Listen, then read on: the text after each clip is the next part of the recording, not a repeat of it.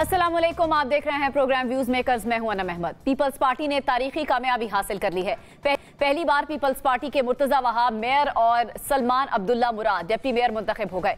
गैर सरकारी नताइज के मुताबिक पीपल्स पार्टी के उम्मीदवार मुर्तजा वहाब को 173 वोट मिले, जबकि जमात इस्लामी और तहरीक इंसाफ के मुश्तरका उम्मीदवार हाफिज नईम को 160 वोट मिले। अहम तरीन इजलास से पीटीआई के 30 से ज्यादा अरकान गैर हाजिर रहे। जमात इस्लामी ने नताइज को मुस्तरद करते हुए पीपल्स पार्टी पर धांधली के इल्जाम आयद किए हैं। पीपल्स पार्टी ने तहरीक इंसाफ के 29 अरकान को अगवा किया है। सवाल हमारा यह है कि मेयर और डिप्टी मेयर के लिए पीपल्स पार्टी की कामयाबी क्या मुतनाज़े है? बात कर लेते हैं। हमारे तज्जियाकार हमारे साथ मौजूद हैं। मैं तारुफ करवा देती हूँ। ब्रिगेडियर हारिस नवाज साहब हमारे साथ मौजूद हैं, जाहिद गशकोरी साहब, अंबर शमसी और असद महमूद साहब ने भी हमें ज्वाइन किया है। ब्रिगेडियर साहब, बिलाखिर मुर्तजा वहाब मुंतखब हो गए हैं मेयर कराची। आपको क्या लगता है, जमात इस्लामी के अरकान पर अगवा का इल्ज़ाम भी लगाया जा रहा है कि उनको अगवा किया गया है, जमात इस्लामी ये इल्ज़ाम लगा रही है, आपकी नज़र में क्या ये फ्री एंड फेयर इलेक्शन है? देखें, बात यह है कि डेफिनेटली एक प्रोविंशियल गवर्नमेंट है, फिर उसके बाद जो पीटीआई के जो मेंबर थे 30-32 जो थे, अभी they were leaderless, there was no leader, उनके लीडर अरेस्ट हुए हैं। देन आई एम श्योर कि जो हुकूमत होती है प्रोविंशियल, उनको ज़रा के इंसेंटिव यही दिए होंगे कि क्योंकि आप आएंगे, टाउन से चेयरमैन बनेंगे, will give you fund, will look after you, लेवरन करके, और जब पार्टी डिसरे हो, उनके कोई कंट्रोल में ना हो, उनको कुछ और नज़र ना आ रहा हो, they would like to go and join the हुकूमती पार्टी।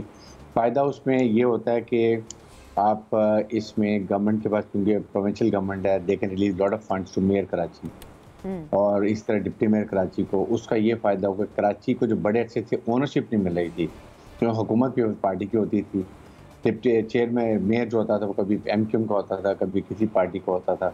तो उस कॉन्टेक्स्ट में आई फील, बीइंग मैं कब कराची में रहता हूँ, तो आई फील के इन अ सेंस ये एक अच्छा कदम इसलिए है कि कम से कम कराची को ओनरशिप मिलेगी। Number 1, they will have to deliver in Karachi और हैदराबाद, जहाँ दोनों फर्स्ट टाइम पीपल्स पार्टी के दोनों ये मेयर बन गए हैं, वहाँ के भी और यहाँ के भी। इवन मीर खास जो पहले एक वो एमक्यूएम के पास होती है, तीनों जगह उनके पास होती है, तो इनसे निकल गई हैं। तो now they will have to deliver, they have to show lot of improvement. बताएं कि अब हम क्योंकि प्रोविंशियल गवर्नमेंट में भी हैं, हम कराची और हैदराबाद के मेयर से भी हमारे पास है, कराची की सुनी जाएगी। कराची में बहुत प्रॉब्लम है, वाटर एक टैंकर माफिया इतना बड़ा है कि यकीन कर, मैं अपने घर में, you will not believe it, कि पानी सिर्फ 25,000 रुपये का एक महीने का डालना, टैंकर जो लाने पड़ते हैं। ये चीज़ें अब वहाँ सुनी जाएगी। रोड कम्युनिकेशन, ड्रेनेज उनका है, भुट्टो भी यही कहते हैं जी, तो ये वो खुद भी करवाते हैं, उन्होंने उस दिन प्राइम मिनिस्टर के सामने भी यही बात की।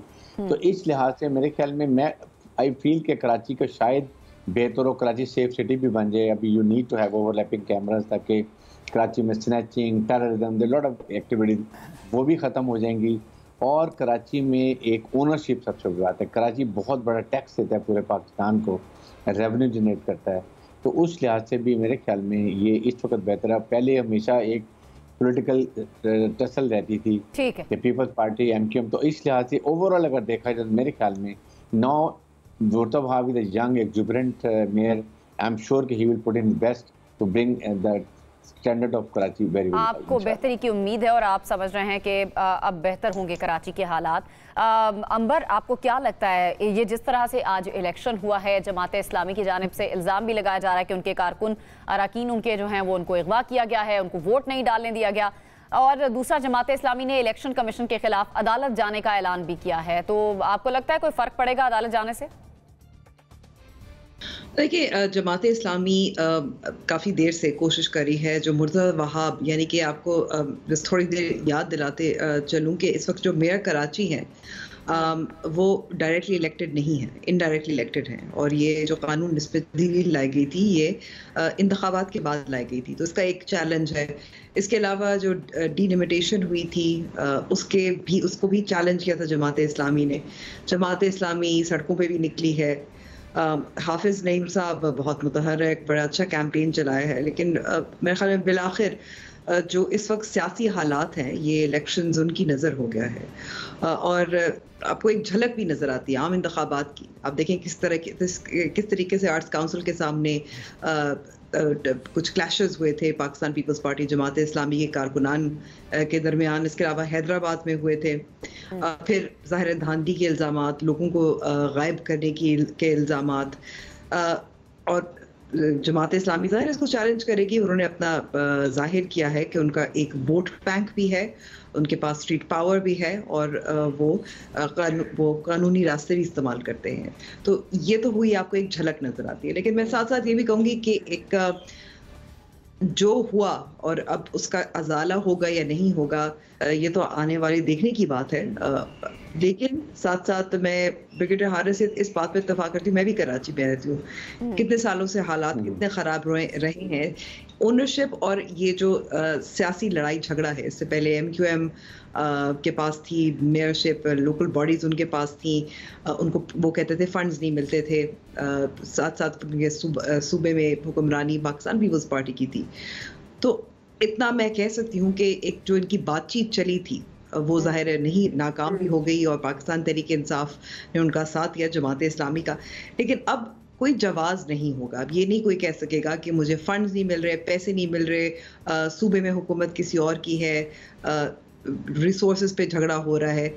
ये अब वक्त है कि जो कराची की अवाम है, ये आई थिंक ये पाकिस्तान पीपल्स पार्टी के लिए भी एक बहुत बड़ा टेस्ट है। मुर्तज़ा वहाब ने बहुत कोशिश भी की जब एडमिनिस्ट्रेटर रहे, और आप एतराज़ कर सकते हैं कुछ उनके इक़दामात पर, लेकिन वो सुनते भी थे। तो मेरे ख्याल में कि ये शायद मुस्बत भी साबित हो, ख़ास तौर पर अगर जो एक दावत दी है पाकिस्तान पीपल्स पार्टी ने कि तमाम जो कराची के स्टेक होल्डर्स हैं, हम उनके साथ काम करना चाहते हैं।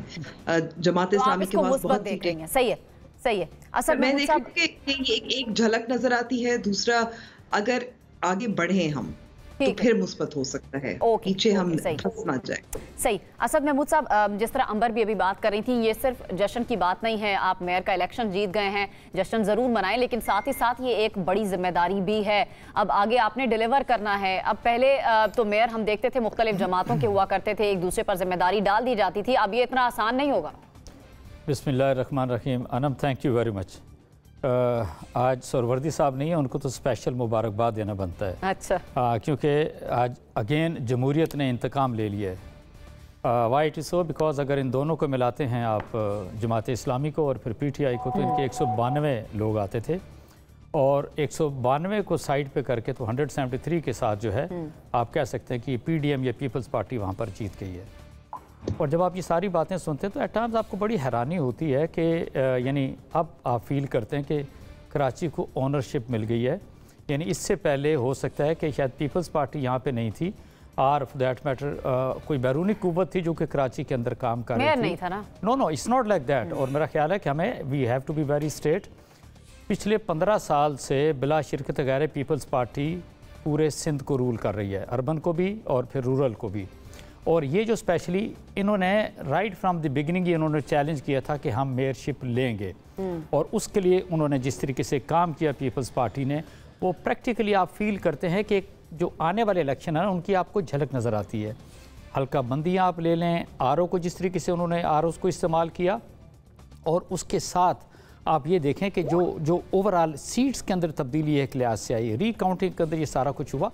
आई वुड से कि यस, एक आम पाकिस्तानी के लिए जब ये सारी कुछ चीज़ें देखता है तो आपको फील होता है कि ओके जी, पहले तो सिंध के अंदर जो वडेरे होते थे ना, वो कन्फाइन होते थे इंटीरियर सिंध तक। अब वो उसको पीपल्स पार्टी जो है वो कराची के अंदर भी एक लिहाज से लेकर आ गई है।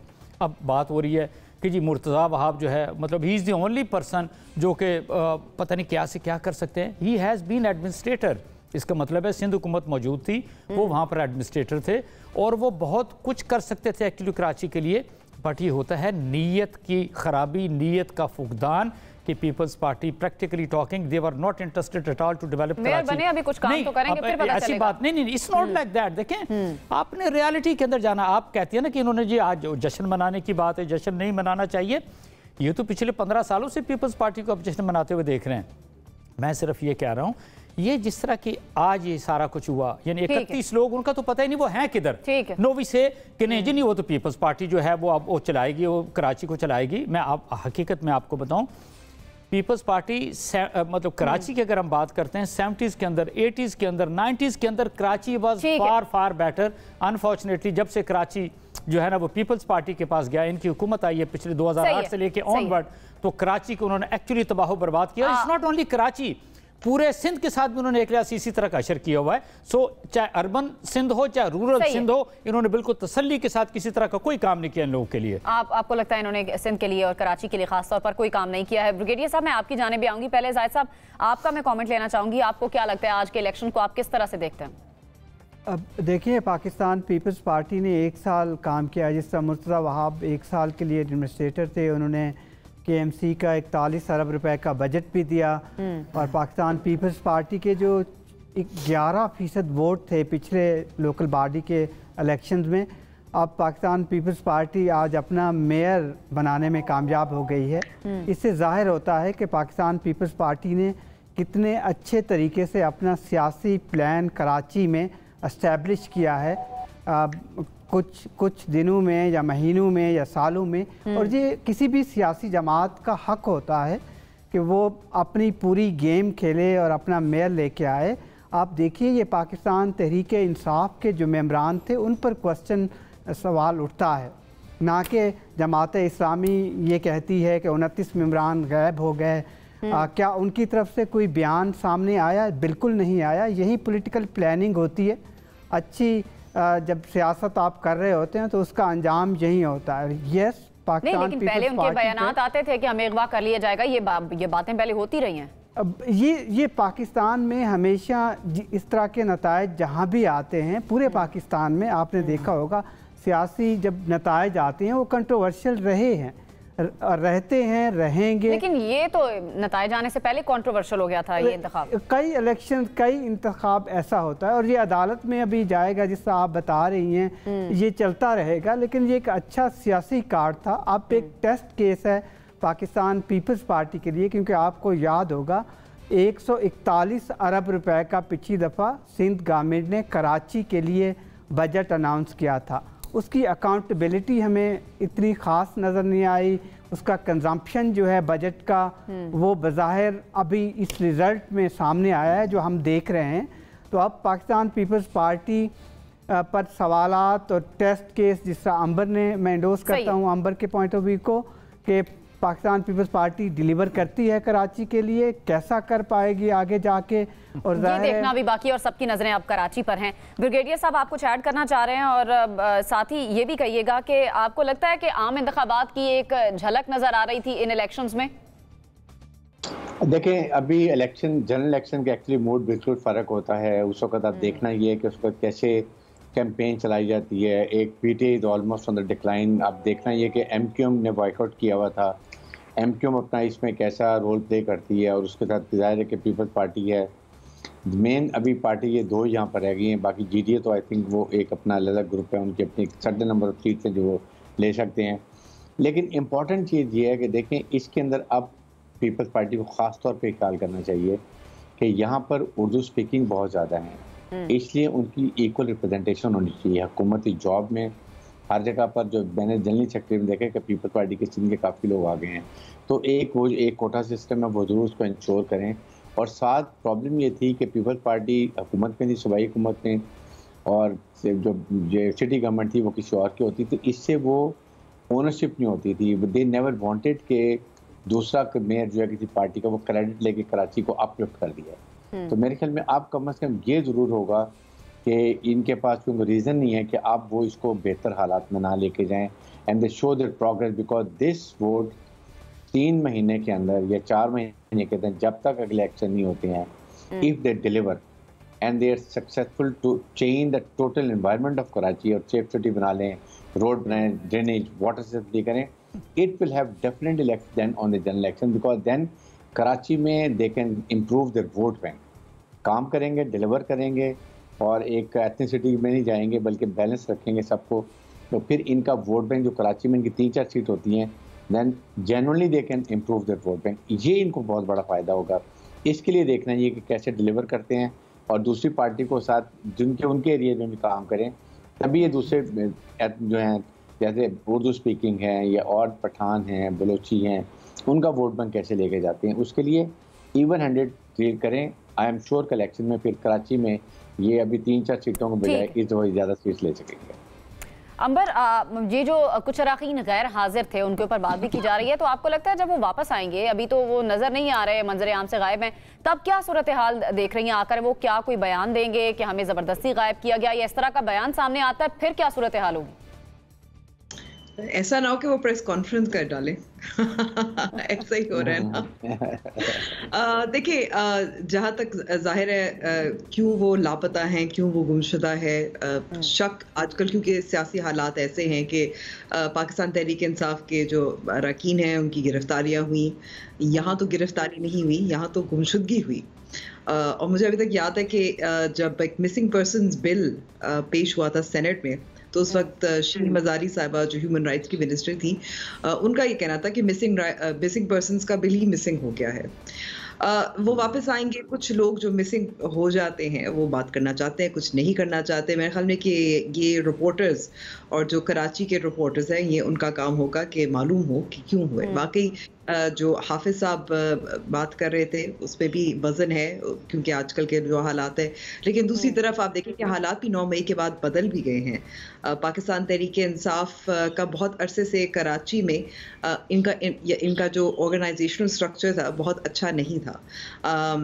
लोकल बॉडीज इलेक्शन में चाहे जो मर्जी कह लें, हाफिज नईम साहब और जमात इस्लामी ने बड़ा अच्छा परफॉर्म किया, और दूसरी तरफ पाकिस्तान तहरीक इंसाफ ने नहीं किया। इसलिए क्या वजह थी? ये नहीं थी कि सिर्फ कि धांधली हुई थी जो इल्ज़ामात लगते हैं, ये इसलिए भी थी क्योंकि उनकी ऑर्गेनाइजेशनल स्ट्रक्चर अच्छा नहीं था पाकिस्तान तहरीक इंसाफ का। तो इस वक्त वो जो एक डायरेक्शन, एक सिमत है तहरीक इंसाफ की, वो वाज़े नहीं है। और मेरे ख्याल में कि ये जो वापस आएंगे और कुछ अगर बात करें या कुछ अच्छे रिपोर्टर से बात करें तो फिर हमें हक़ाइक़ के बारे में कुछ मालूम होगा। अभी तो ज़ाहिर है हम स्पेकुलेट ही कर सकते हैं। असद महमूद साहब, अब जिस तरह मुर्तज़ा वहाब ने दावत भी दी है कि आओ मिलकर सब काम करें, उन्होंने हाफिज़ नईमुर रहमान को भी दावत दी है कि आएँ आप सब मिल बैठकर काम करें। आपको लगता है इसको देखना चाहिए पॉजिटिव साइन है, ये पॉजिटिविटी है उनकी तरफ से ऐसी दावत का दिया जाना, या आपको लगता उन्होंने कोई इस दावत को एक्सेप्ट नहीं किया है हाफिज़ नईम ने जब प्रेस कॉन्फ्रेंस की? नहीं, हाफिज़ नईम को तो चल के जाना चाहिए, फूलों के हार उनको पहनाने चाहिए, बिकॉज बड़ी आला किस्म की जो जमहूरी रवायात हमने देखी आज के दिन कराची के अंदर। ये ऐसे ही हो गया कि मैं जाऊं किसी के घर पे कब्जा कर लूं और बोलूं भी ठीक है, ये इसके अंदर आपके घर में 6 बेडरूम है तो भी इस तरह करो, 2 आप इस्तेमाल कर लो, 4 तो मेरे पास आ गए। It's not like that. और ये पोलिटिकल गिमिक्रीज एक लिहाज से होती है। मैं आपको बताऊँ, I have been studying in Karachi myself, I am talking of 70s, 80s and 90s की, और आज का Karachi is worse than what it used to be in 70s, 80s and 90s। मैं आपसे बताऊँ, नो आई वुड से कि इस सारे पीरियड के अंदर किसने रूल किया, किसने गवर्न किया। नो अब पीपल से कि जी बिलावल जरदारी साहब हैं, वो से जी कि ये टैंकर माफिया का बड़ा प्रॉब्लम है। भाई किसने आपको रोका था कि K4 मंसूबे को क्यों नहीं ख़त्म कराया, जो कि 2006 में शुरू हुआ था और आज 2023 से कंप्लीट नहीं हुआ। 25 अरब का वो प्रोजेक्ट था, वो 200 अरब के एक लिहाज से चला गया। यही हुकूमत है सिंध की पीपल्स पार्टी की, जिसका आज ये मेयर इलेक्ट हुआ है। 2 अरब का इन्होंने लोन लिया था, 20 सालों के अंदर 22 अरब रुपया लोन इन्होंने वापस किया है। एंड स्टिल यू एक्सपेक्ट कि they are going to do something for the Karachi. Fine, आप अगर सोचते हैं फाइन, गुड इनफ, आपको सोचना चाहिए। अच्छा, सोचने पे पाबंदी तो नहीं है। पिछला ट्रैक रिकॉर्ड ज़रूर देखते हैं कि जी ये 15 साल ये उन्होंने गुजारे, इससे पहले की भी अगर देखें तो 15 साल वो कर लें, ऑलमोस्ट 30-35 साल सिंगल हैंडेडली पीपल्स पार्टी ने रूल किया। एंड आई विश, और इसके इनके पास फंड्स की कोई कमी नहीं थी, किसी और तरह की वसाइल की कोई कमी नहीं थी, वो नीयत का फुकदान था। Why? Because they don't want to do this. आप सिंध के अंदर देखें कि एजुकेशन का क्या लेवल है, कराची के अंदर एजुकेशन इंस्टीट्यूशंस का एक लिहाज से क्या हाल है। वाई? बिकॉज और ये आज बात करते हैं ना कि मेयर का इलेक्शन हुआ, मैं आपसे ये अर्ज़ करूँ, मेरे डिस्पोजल पे आप पूरी सिंध गवर्नमेंट डालिए, आप मुझे ब्यूरोक्रेसी सारी की सारी दे दें और साथ आप पुलिस दे दें। ये तो इनके 31 लोग गायब हुए, मैं तो सारी की सारी जो है जमात इस्लामी को गायब करके दे दूंगा। ये है वो तरीका ऐसे कि हमें इसको तब्दील करने की जरूरत है, इस कल्चर को हमें तब्दील करने की जरूरत है। ये ऐसे नहीं चलना पाकिस्तान। चले सही है साहब। जाहिद साहब, आपको क्या लगता है इस सारी सूरत हाल को काम डाउन करने के लिए? अब तो इलेक्शन जो होना था हो गया, जो मेयर का इंतखाब होना था वो भी हो गया, अब आगे के लाहे अमल को किस तरह से देखना चाहिए? तमाम सियासी जमातों को, जिस तरह मुर्तज़ा वहाब ने भी कहा है, मिल बैठ कर इसका हल निकालना होगा कि किस तरह से स्टेबिलिटी लेकर आनी है, कराची को किस तरह से बेहतर बनाना है? मेरे ख्याल में मुर्तज़ा वहाब पर बहुत ज़्यादा प्रेशर होगा, क्योंकि जमात इस्लामी के जो लीडर हैं और जमात इस्लामी एज ए जमात कराची में बड़ी एक स्ट्रांग और वाइब्रेंट अपोजिशन का रोल प्ले कर सकती है और हमेशा वो करती रही है। तो कराची एक टेस्ट केस है, रहेगा। अब अगला जो फोकस मुझे नज़र आता है इसमें सियासी चीज़ें शायद पाकिस्तान पीपल्स पार्टी ज़्यादा प्ले करने की कोशिश करेगी। बजट आ रहा है, आपको मालूम है, कराची के लिए हो सकता है एक स्पेशल पैकेज आए। मेरी इंफॉर्मेशन में सिंध गवर्नमेंट पहली दफ़ा एक कराची के लिए स्पेशल पैकेज अनाउंस कर रही है जो कि 160 अरब से ज़ायद का होगा। और ये इस बुनियाद पर, क्योंकि बजट में फिर एक जनरल इलेक्शन आगे पार्टी देख रही है जिसमें कराची की 21 नेशनल असम्बली की सीटें हैं। आपको पता है 40 से ज़ायद जो हैं वो सूबे की सीटें होती हैं। तो कराची के लिए पीपल्स पार्टी चाहेगी कि अपनी 3 से सीटों को 11-12 तक ले जाए नेशनल असम्बली के लिए और वो अपना पॉलिटिकल कार्ड प्ले करे। लेकिन कराची के मसाइल इतने बड़े हैं, अगर आप देखिए, चाहे वो साफ़ पानी हो, ट्रांसपोर्ट का निज़ाम हो, बैड गवर्नेंस बहुत ज़्यादा है। अगर आप ऑडिट देखें, रिसेंटली जो ऑडिट हुआ है कराची का या सूबा सिंध का, तो वो पाकिस्तान पीपल्स पार्टी अनफॉर्चुनेटली बड़ी एक्सपोज है। गुड गवर्नेंस हमेशा एक सवालिया निशान रही है। तो ये कराची पहली दफ़ा, जी हाँ, ये जो नए मेयर हैं, चलें ठीक है, उनका एक कैरियर बड़ा अच्छा है पॉलिटिकली। अगर उनको एक मौका मिला है उसको अवेल करना चाहिए। अब इसको अपॉर्चुनिटी को सीज करना चाहिए एक अच्छे सियासतदान। ठीक है जी, मुझे एक ब्रेक की तरफ जाना है, ब्रेक से वापस आएंगे, प्रोग्राम में मजीद आगे बढ़ेंगे।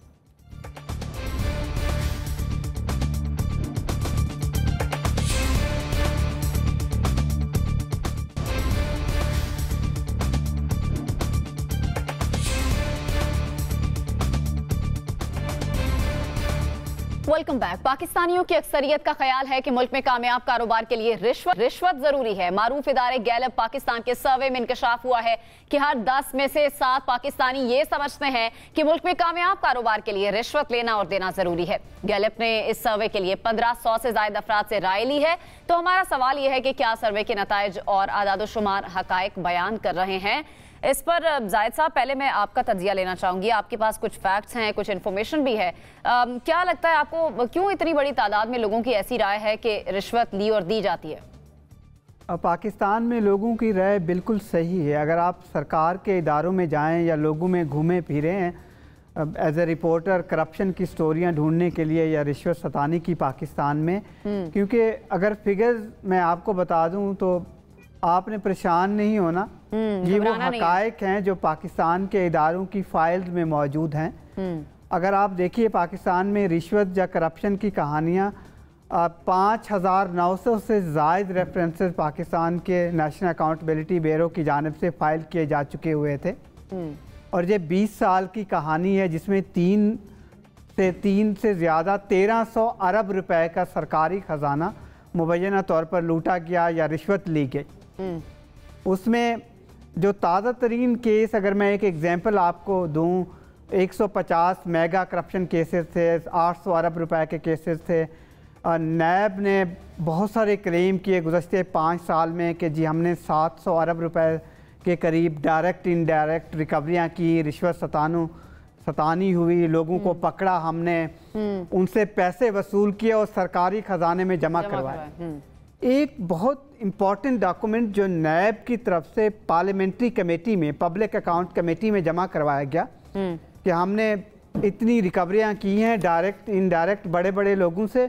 और एक ये बताया गया कि जो नेशनल क्राइम एजेंसी का 190 मिलियन का केस है, ये 41 अरब रुपए नैब ने रिकवर करवाया है, सरकारी ख़जाने में ये पैसा गया है। और ये डॉक्यूमेंट पब्लिक अकाउंट कमेटी के सामने पेश किया गया है। जो केस अब एक बड़े सियासतदान के खिलाफ, तहरीक इंसाफ के चेयरमैन हैं, वो उसकी पिछली सरकार के खिलाफ नैब हाई प्रोफाइल इन्वेस्टिगेशन कर रहा है। ठीक। और ये कह रहा है कि पाकिस्तान को जो 190 मिलियन पाउंड मिलने थे वो पाकिस्तान के सरकारी ख़जाने में नहीं आए, वो डील हो गई, करप्शन की जद में वो पैसा चला गया। अच्छा। कुछ लोगों ने लिया जो कुछ मुल्क से भी बाहर हैं। अब नैब वहाँ पार्लियामेंट्री कमेटी को ये बता रहा है। तो ये एक ऐसा केस, इसके अलावा अगर आप रिश्वत की बात कर रही हैं, तो रिश्वत तो मौजूद है। सुप्रीम कोर्ट में एक केस आया 2018 में, मैं एज ए रिपोर्टर उसको कवर कर रहा था, जिसमें सरकार की हज़ारों कनाल ज़मीन एक प्राइवेट प्रॉपर्टी डीलर ने यहाँ मरी में, रावलपिंडी में, कराची में, सिंध के कुछ इलाकों में, हैदराबाद के करीब, वो सरकार की ज़मीन गैर कानूनी तौर पर अलाट करवाई। गैर कानूनी तौर पर सरकार की ज़मीन की, मेरे पास वक्त की कमी है, मुझे आगे बढ़ना है। ब्रिगेडियर साहब, ये जो हमारे पास फैक्ट सामने आ रहे हैं, कुछ जो आदादोशुमार सामने आ रहे हैं, ये बड़े अलार्मिंग है। आपको लगता है सर्वे के नताइज और आदादोशुमार ये हकायक बयान कर रहे हैं? अगर ऐसा है तो ये बड़े अलार्मिंग सूरत हाल बता रहे हैं।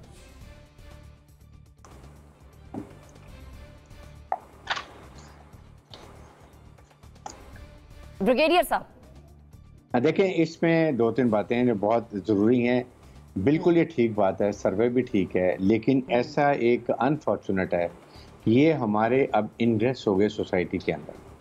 मुझे याद है जब हम यंग एज में थे, तो यकीन करें, और आई डोंट नो, आप सब में से बहुत यंग है तो इसलिए मैं बाकियों में नहीं कह रहा, कि यकीन करें अगर कोई एक आध इंडिविजुअल सर्विस में वो करप्शन करता था तो बाकी सोसाइटी उसे इग्नोर करती थी कि ये बहुत बड़ा रिश्वतखोर है, वो छुपता फिरता था। And now it is total opposite. The more you are corrupt, the more you have money, the more you have respect. ये हमारे जो सिस्टम में इन्वेस्ट कर गए, ये बहुत अफसोस की बात है। आप कोई गवर्नमेंट जॉब, उस वक्त मुझे याद है गवर्नमेंट जॉब में you don't need any corruption, merit पर हैं तो आप हो जाएंगे। इतने अच्छे ब्यूरोक्रेट्स होते थे कि they have their own principles, they will refuse the ministers, and because their civil service servants जो हैं, they are the custodians of जो आपके कानून वगैरह की सब चीज़ों के, उसको they have lot of authority, they will never compromise। लेकिन अब उस वक्त ये होता था कि हमारे civil servant are not politicized। आपके जितने ये ब्यूरोक्रेट्स हैं अब ये सारे पोलिटिसाइज हो गए हैं। अब one set of groups of people is from for Peoples Party का ग्रुप है, एक पीटीआई का है, एक पीएमएलएन का है, एक सोनसो का है। तो जो इसकी गवर्नमेंट आती है वो ग्रुप आ जाता है और वहाँ वो आके फिर अपने आप को फ्लरिश करना शुरू कर देते हैं। ये बड़ा ख़तरनाक ट्रेंड हमारे पास आ गया है। उसके बाद आपने कोई काम करना, मलिक रियाज को देख लें, क्या उन्होंने कहा था, जी मैं फाइल को व्हील लगा देता हूँ, काम हो जाता है। इतना बड़ा इंसिडेंट हुआ है। ये पीटीआई का जो अल कादर यूनिवर्सिटी का कुडैनी, किसी टीवी स्टेशन ने उनका नाम लिया, TV no, they can't dare, because वो सबको कुछ रखते हैं। तो ये हमारे सिस्टम सोसाइटी में आ गया। ये एक बहुत ही खतरनाक ट्रेंड है। आप कोई काम करवा लें, बिजनेस का, ऑफिशियल काम, आपका राइट है, बिल्कुल कोई डाउट नहीं है। पुलिस में चले जाएं, आपने एक नॉर्मल एफआईआर कटानी है, यू कांट अनलेस आप उनको जेब तरफ करोगे। एक आम आदमी के बस की बात नहीं है, बस नहीं है। तो इसलिए द मोर योर इन्फ्लुएंस है तो आप करवा लें। और इसी तरह पॉलिटिकल हमारा सेटअप है, तो इसलिए ये इस ट्रेंड को हमें रूथलेसली कर्व करने की जरूरत है। आपको लगता है ये कड़वा सच है, ये आदादोशुमार सही है? अंबर, ये परसेप्शन आम लोगों में क्यों है? ये जो सर्वे सामने आया, 10 में से 7 पाकिस्तानी समझते हैं ऐसा। आपको लगता है कि ये जो परसेप्शन है ये सही है, और क्या मेरिट वाकई इस हद तक कॉम्प्रोमाइज हो रहा है? देखिए, जाहिर परसेप्शन की वजह ही होती है क्योंकि लोगों को करना पड़ता है, और बुनियादी वजह ये है कि अगर आपके पास एक्सेस ना हो, पहुंच ना हो, आपने कुछ काम करवाना हो, फाइल मूव करवानी हो, जैसे अभी ब्रिगेडियर हारिस साहब ने मलिक रियाज का एक बड़ा यादगार किस्म का डायलॉग इस्तेमाल किया, तो फिर आपको करना पड़ता है। अगर आपने प्रॉपर्टी के अपने कागजात आपको चाहिए, तो आप एक महकमे से दूसरे महकमे में जाते, फिर आपको पता चलता है कि अगर आप थोड़ा सा पैसे दे दें तो आप। ठीक है अंबर, मैं हम लोग आपसे दोबारा राब्ता करने की कोशिश करते हैं। असद महमूद साहब, यही सवाल मैं लेके आपकी तरफ आऊंगी। आपको लगता है कि हुकूमतों के आने जाने से कोई फर्क पड़ता है सिस्टम पर? क्योंकि ये हमारे एक सिस्टम का हिस्सा बन गया है, जो आवाम की राय है, ये परसेप्शन किसी बेस पे तो बना है, तो लगता है कि हुकूमतों के आने जाने से फर्क पड़ता है, ये सिस्टम ही ऐसा है? देखें, ये एक्चुअली इस रीजन को, इस सब कॉन्टिनेंट को 1200-1300 साल बाहर के आने वाले लोगों ने रूल किया। तो ये जो गुलामाना जहनियत होती है ना, वो कभी निकल नहीं सकती। हमारे एक्चुअली डीएनए की, हमारे जीन्स की ये प्रॉब्लम है। हम बेसिकली एक ग़ुलाम जहनीत के लोग हैं। अनफॉर्चुनेटली हमारे अंदर कोई सेल्फ रिस्पेक्ट का मादा कोई नहीं है। और the type of people who are ruling this country, why? Because ये जो यंग जनरेशन है इन्हीं सारी चीज़ों को आगे लेके चलती है। मैं आपसे बताऊं, इवन 80-81 तक मैं आपसे कहूँगा कि पाकिस्तान के अंदर ये इस तरह, जैसे आपने कहा ना कि 7 लोग समझते हैं 10 में से कि जी रिश्वत बहुत है, मैं कहता हूँ ये तो बड़ा उन्होंने रिस्पेक्टेबल कहा जी कि 70%। It is more than that I would say. मैं आपको क्या क्या बताऊँ, आपने घर बनाना है, आपने नक्शा पास कराना है, इसके बाद उसको क्लियर करना है, क्लियरेंस लेनी है, साथ उसके टैक्सेशन, ये all along you have to, बिल्कुल आपको रिश्वत देनी पड़ेगी। उसको छोड़िए ना, आप किसी इदारे के अंदर लोअर ग्रेड के अंदर भर्ती होनी है। मैं एक एग्जांपल दूंगा। I was travelling from Lahore to Islamabad, एक हमारा पुलिस का भाई खड़ा था, मैं साथ बिठा लिया उसको, he was sitting with me. मैंने कहा यार कैसे, कितना अर्सा हो गया पुलिस में? ये सर जी कि मुझे कोई 8-10 साल हुए। मैंने कहा अच्छा ये बताओ कैसे आए थे पुलिस में? उसने कहा सर बड़ा मुश्किल है, लेकिन सिर्फ एक भैंस थी मेरे वाले साहब ने वो बेची थी, वहाँ से पैसे मिले, भर्ती हुआ था। नो व्हाट आई से, जैसे तस्करा किया बिड साहब ने ना कि अगर FIR करानी हो आपने तो आपको रिश्वत देनी पड़ती है, बिकॉज वो जो भैंस बेची गई है ना वो सारी जिंदगी के लिए चलती रहेगी। कि हमें सीरियसली इन सारी चीज़ों को देखने की ज़रूरत है कि एक हमारी सोसाइटी के अंदर जो मोरालिटी का लेवल है वो इतना डाउन क्यों चला गया हुआ है? हम क्यों लोगों का काम नहीं कर सकते? ठीक है साहब, आपका पॉइंट आ गया। अंबर आप अपनी बात कंप्लीट कीजिएगा, फिर मुझे ब्रेक की तरफ जाना है। जी, मैं कोई कहना चाहती थी कि देखें, जब आप सिस्टम्स को बेहतर करते हैं, अब आप मिसाल के तौर पर जो ID कार्ड हो गया, इसके अलावा आपका पासपोर्ट का है, कितना मुश्किल होता था, अब कितना ऑटोमेट हो गया है, आसानी से जल्दी से आपको इन हरकतों, ये रिश्वत दिए बगैर आपको मिल जाता है। It's really about making the systems transparent and more efficient. जब आप इस तरह से करेंगे तो फिर वो रिश्वत वाला जो सायर है वो माशरे में है, लोग करते हैं, उनकी पकड़ धकड़ भी कम होती है। तो बट आई डू थिंक अगर सिस्टम्स एफिशिएंट हो जाएंगे, ट्रांसपेरेंट हो जाएंगे, ऑटोमेट हो जाएंगे, तो फिर ये रिड्यूस आप कर सकते हैं ये जो रिश्वत, करप्शन वगैरह। ठीक है, आपका पॉइंट आ गया। मुझे एक ब्रेक की तरफ बढ़ना है। ब्रेक से जब हम वापस आएंगे इस पर मजीद बात करेंगे। हमारे साथ रहिए।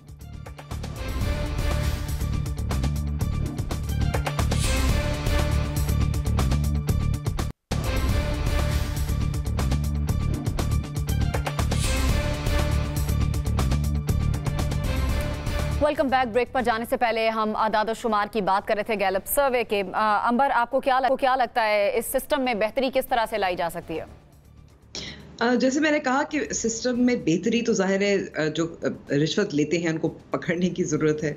सबसे पहले तो अकाउंटेबिलिटी होती है, वहाँ से शुरू होती है। फिर आपको निज़ाम को अगर ऑटोमेट करें और आप ट्रांसपेरेंट बनाएं तो फिर टेम्पटेशन भी कम हो जाती है। दूसरा ये तरीका होता है, और कुछ मिसालें हमारे सामने हैं।